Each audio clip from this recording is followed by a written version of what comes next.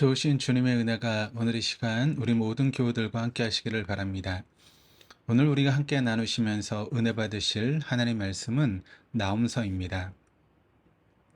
오늘 본문에 나오는 이 나홈서는 자주 요나서와 비교가 됩니다. 왜냐하면 당시 잔인하기로 악명 높은 군대를 보유했던 대제국 아수르에 대하여 요나서에는 하나님께서 그런 잔인한 사람들이 회개할 때 인애와 자비로 용서해 주었으나 그에 비해 100년의 시간이 지난 뒤에 나홈서에는 그 니느웨 사람들을 철저하게 심판하시겠다라고 하는 태도 변화를 보여주기 때문입니다. 우리가 그런 점에서 같은 니느웨 백성에 대한 하나님의 태도와 성품이 요나서에서는 자비와 사랑으로, 그리고 나홈서에서는 공의와 심판으로 드러나고 있습니다. 요나서의 하나님은 은혜로우시며 자비로우시며 노하기를 더디하시며 인애가 크시사 뜻을 돌이켜 재앙을 내리지 아니하시는 하나님이십니다. 그러나 오늘 본문에 나타나는 하나님은 100여 년 전에 니느웨에 대하여 베풀어 주셨던 그 태도와는 사뭇 다르게 행동하시는 그런 모습으로 보여집니다. 1절이 이렇게 기록을 합니다. 니느웨에 대한 경고 곧 엘고스 사람 나홈의 묵시의 글이라. 여기서 경고는 원래 무거운 짐을 뜻하는 것으로 형벌을 내릴 것임을 선언하는 것과 같습니다. 하나님이 변하신 것이 아니라 사람이 변한 것이요 교만해진 것입니다. 즉 하나님께서 선지자 요나를 통해 회개의 기회를 줄 때 기꺼이 회개하고 엎드렸던 니느웨가 오히려 지금은 엄중한 경고를 받아야 되는 처지에 놓여 있는 것입니다. 여기서 우리는 인간이 얼마나 하나님의 뜻을 잘 버리는지를 볼 수 있습니다. 그러므로 한번 은혜의 도가니에 깊이 빠진 적이 있다고 해서 하나님께서 현재 우리들의 신앙적인 나태함과 교만에 대해서 눈 감아 주시는 것은 아닙니다. 특히나 하나님은 은혜로 용서받은 아수르의 왕들이 시간이 지날수록 자기 중심적이 되고 패역하게 살아가고 또 여전히 이웃 나라를 억압하고 착취하는 자리에 서게 된 것입니다. 3장 1절이 이렇게 기록을 하는데 화 있을 진저 피의 성이여 그 안에는 거짓이 가득하고 포악이 가득하며 탈취가 떠나지 아니하는도다. 그래서 3장 19절에는 더 이상 영적인 교만이 커서 돌이킬 수 없을 정도로 심각하고 구제불능의 상태라고 진단합니다. 2절과 3절의 전반절이 이렇게 기록을 합니다. 여호와는 질투하시며 보복하시는 하나님이시니라.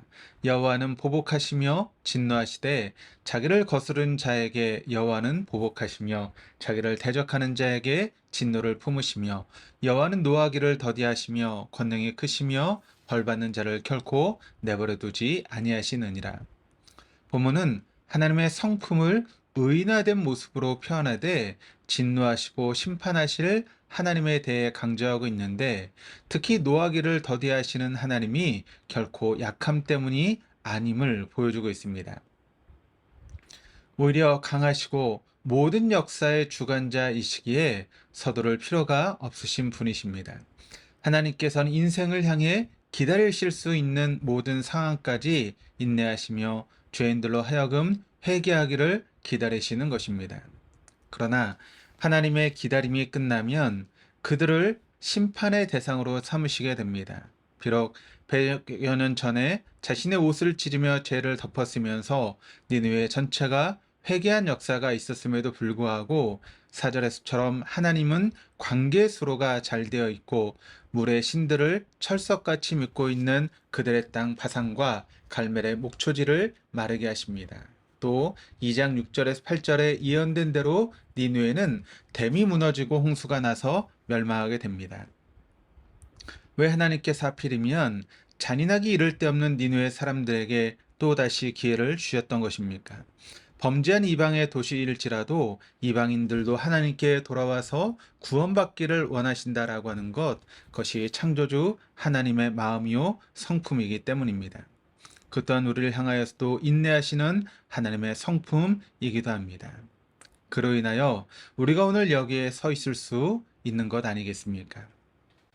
결국 1장 9절에서처럼 자기 중심적인 인생들은 어쩔 수 없이 늘 무언가를 계획을 꾀하고 있습니다. 본문은 그것을 음모라고 기록을 합니다. 그리고 아수르의 건세가 절정에 달했던 BC 663년 아수르의 왕이었던 아수르 반입할 때에는 이집트의 수도를 공략하기도 합니다. 그런 와중에 이집트의 길목에 있던 유다는 늘 어려움에 처하게 됩니다. 지리적으로 매우 방어하기 좋은 예루살렘 성일지라도 너무나도 강한 아수르 군대 앞에서는 속수무책일 수밖에 없었습니다. 이 니느웨는 창세기 10장 때부터 함의 손자 니무롯이 세운 도시로 당대에 매우 큰 도시였습니다. 티그리스강 동편 상류 지역에 위치해 있으며 이라크의 바그다드의 북쪽 40km 지점에 있습니다.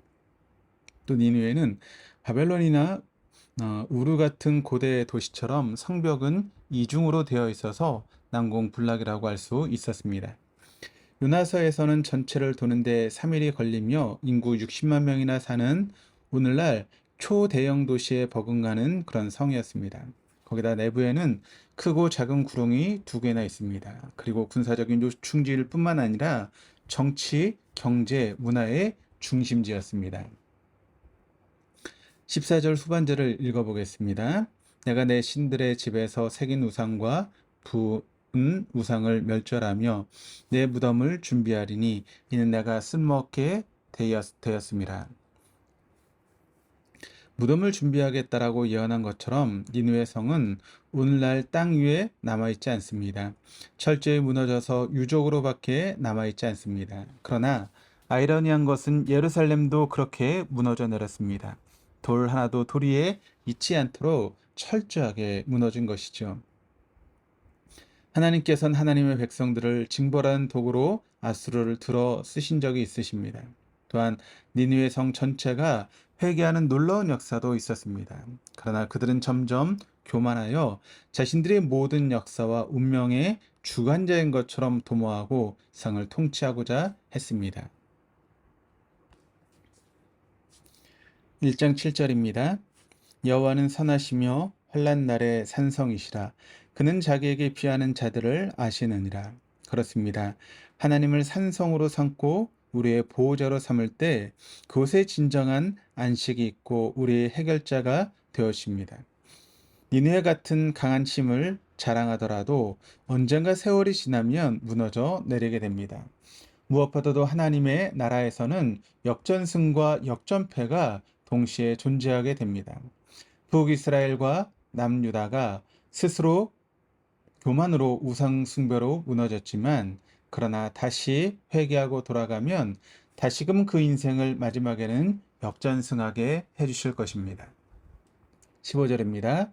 볼지어다 아름다운 소식을 알리고 화평을 전하는 자의 발이 산 위에 있도다. 유다야 내 절기를 지키고 내 서원을 갚을지어다. 악인이 진멸되었으니 그가 다시는 내 가운데로 통행하지 아니하리로다 하시니라. 니느웨가 역전패하고 무너짐과 동시에 이스라엘을 향하여 역전시키는 하나님의 구원의 은혜 또한 함께 하실 것입니다. 이 놀라운 하나님의 은혜를 사모하면서 주님 앞에 엎드릴 수 있는 저와 여러분 될 수 있기를 주님의 이름으로 축원합니다. 기도하시겠습니다. 주님, 니느웨 성 교훈을 통하여 우리들 인생을 붙들고 계시는 분이 하나님이심을 깨달으며 사는 은혜를 더하여 주옵소서. 주님께서는 은혜로우시며 자비로우시며 노하기를 더디하시며 인애가 크시사 회개하기만 하면 뜻을 돌이켜 재앙을 내리지 아니하시는 하나님이신 줄을 알았을 때 니느웨 사람들은 행복하였습니다. 우리들 또한 요나의 전도를 받고 회개한 니느웨 사람들의 교훈을 잊지 말고 비록 세상의 삶이 녹록지 않지만 언제든 우리 인생을 지다가도 이기게 하시는 역전승의 명수 우리 하나님께 맡김으로 환난 날에 산성되시는 그 주님의 은혜를 늘 덧입으며 살아가는 복된 주의 백성들 다 되게 하여 주옵소서. 감사드리며 예수 그리스도 이름으로 기도드립니다. 아멘.